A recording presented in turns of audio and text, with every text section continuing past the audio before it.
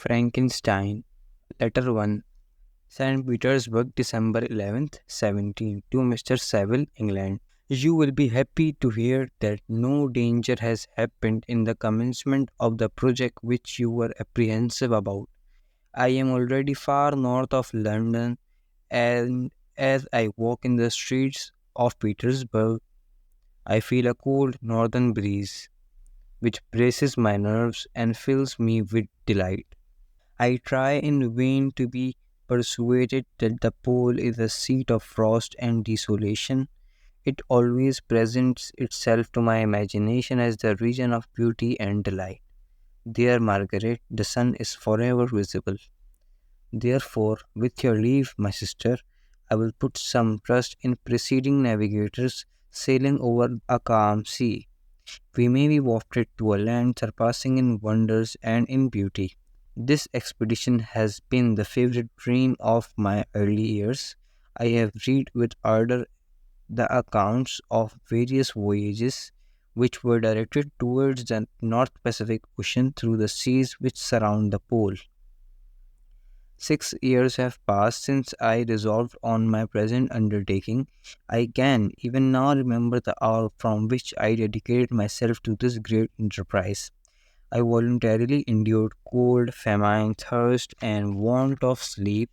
I often worked harder than the common sailors during the day and devoted my nights to the study of mathematics, theory of medicine, and those branches of physical science from which a naval adventurer might derive the greatest physical advantage.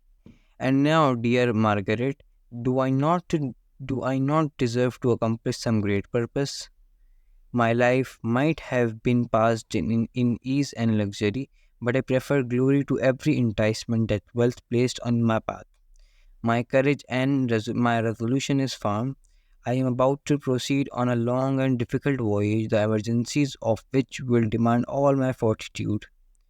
I am required not only to raise the spirits of others, but sometimes to sustain my own when theirs are failing.